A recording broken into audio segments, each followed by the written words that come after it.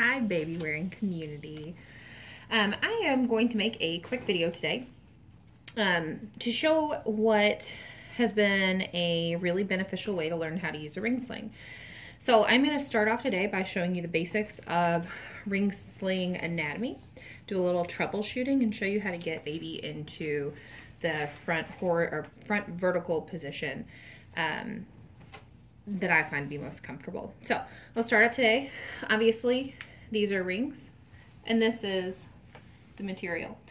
This is a Comfy Joey sling. It is linen, and you can't see all the way down, but it is very long. This is a 2X, and I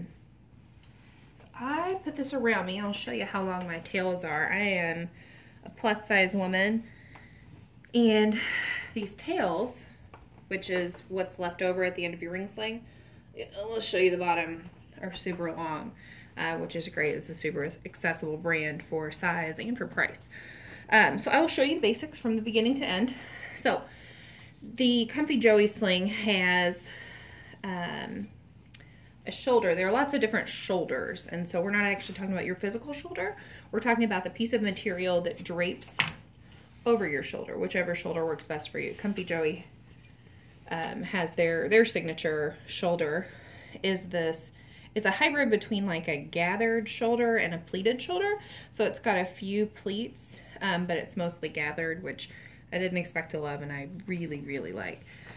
So we've got the sides, the long sides of the sling, where there's a seam.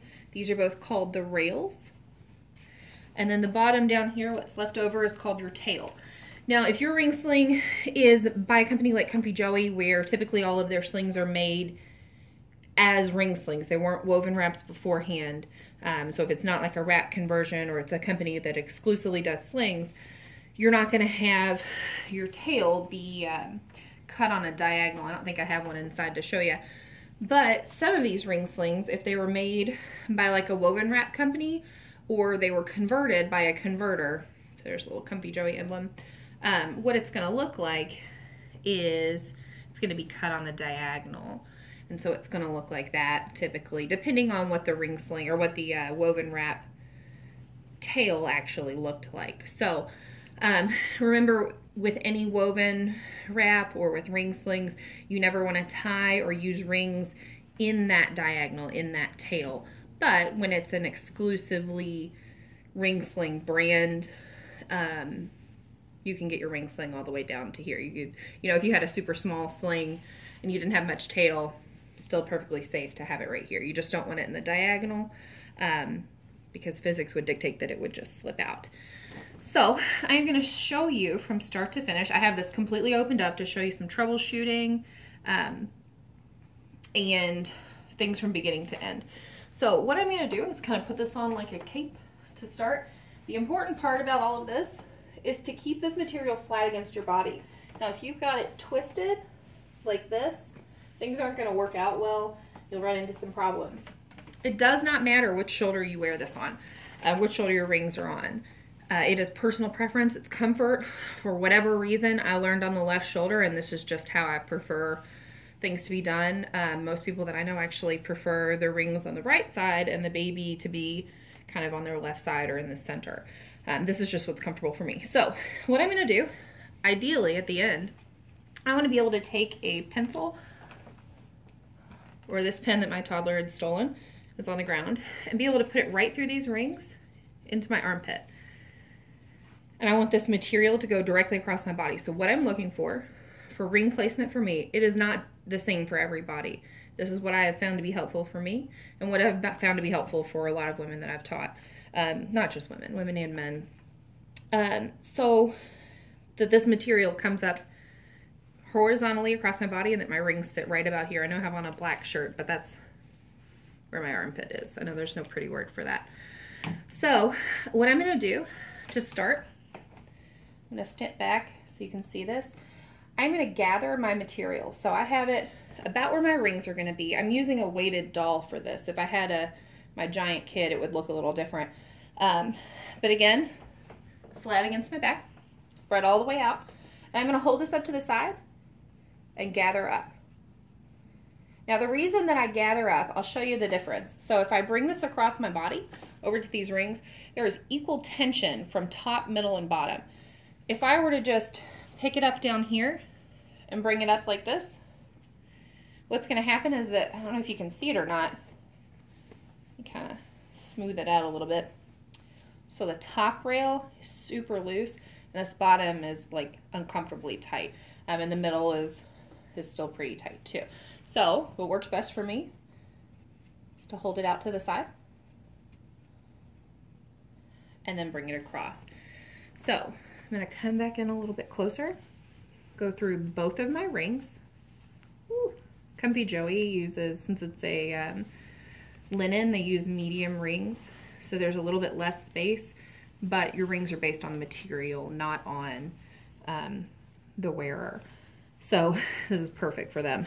I am going to show you with just the rings through how much tension you want to have. So to start, what I want is basically enough room for my baby to go in. When it comes to tension, so I see a lot of people putting babies in way too loose or way too tight and then adjusting. So what has worked best for me is to go ahead and tighten the bottom, because I want the bottom tension to be the tightest. The top to be the tightest, the bottom to be medium, and the middle to be the loosest.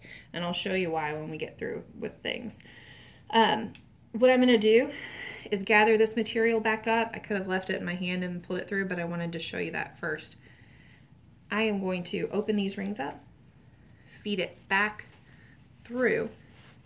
And here's the tricky part. This is where a lot of problems crop up. What I want to ideally do is fold this material back over itself through the rings.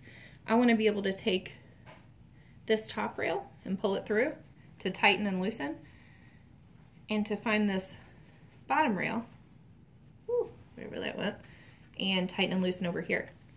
The problem that crops up quite a bit, I'm going to loosen this up so I can show you, is that I've got 4 or 5 big folds right in here.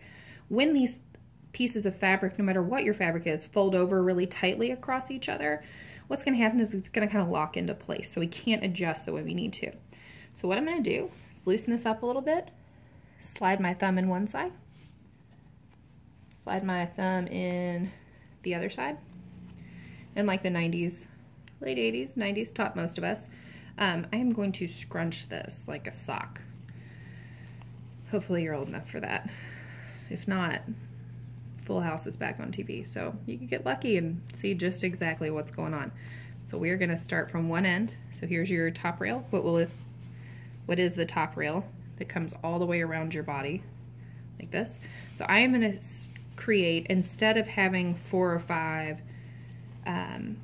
giant pleats, I want to create like 25, 35, 45 small pleats, small folds in this material.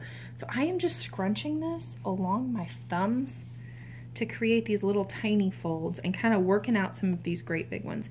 You definitely don't have to do this every time you put on your ring sling. This is just start to finish. Sometimes I do adjust if it's been sitting in my car and it's been loose and tightened and loosened and tightened. I do want to start over and redo this whole process. So I come all the way out to this other side, and I've got the actual seam right here. There's no fold, it's just the inseam. So I've got an inseam on one side and an inseam on the other. Now before I just let go and pull it back out, what I want to do is kind of grab this bottom tail and pull this material through.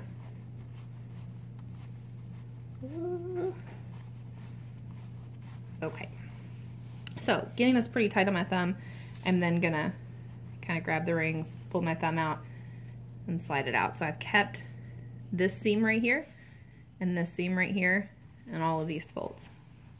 So now, let me tuck these tags in for a sec. Now, I'm gonna move this back up, and I've got the ability to loosen and tighten this top rail really easily, and loosen and tighten this bottom rail really easily. So I am going to go ahead and tighten my bottom rail some. I am going to move these rings up just a little bit. And the reason I do this, the weight centering the baby and the weight of the baby is going to pull them down just enough to be in the right place for me. it's definitely muscle memory. It's trial and error. Sometimes you might start them a little too high. Sometimes you might start them a little too low. You can reassess the situation, juggle however you need to. It doesn't have to be perfect every time. So I'm going to get my baby. And I will tell you, this baby, though it has shown me and lots of other people I know how to baby wear, it does not have knees. So there are going to be some, you'll see it in a sec, but you'll see some problems with that. So I'm going to put baby into a high burp, keeping my right hand or whichever the non-ring hand you have, keeping it on the back of the baby. I'm going to go under the ring sling, grab baby's feet carefully, pull them in, switch hands. I'm going to take this material with arms in. We do need to be careful and start with arms in. These rings can pinch. It's not because there's anything wrong with them. It's just flaily babies and flaily fingers can get pinched in rings. So we do need to be careful of that. So I'm still holding this baby up. I'm pulling this up to the back of baby's neck, across baby's shoulders. And then with my thumb and index finger, this baby's relatively small. If you have a larger toddler or a larger child or even just a larger baby, you can use your middle finger and your thumb so it would look like that. So you get a little bit wider seat than thumb and index finger. So I'm going to take my thumb and my index finger and find this bottom rail, still holding onto the baby. And I'm going to take my thumb and index finger and push this material up between the baby and I. So what I'm doing is creating a knee-to-knee supported seat for this baby. Now, like I said a little while ago, this baby does not have knees, so that seat isn't going to be as pretty as it would with a real little baby. And I'm going to flip forward and show you, and obviously you wouldn't do this with a real baby, but you can see down here that I've got this material pulled up relatively high between the baby and I.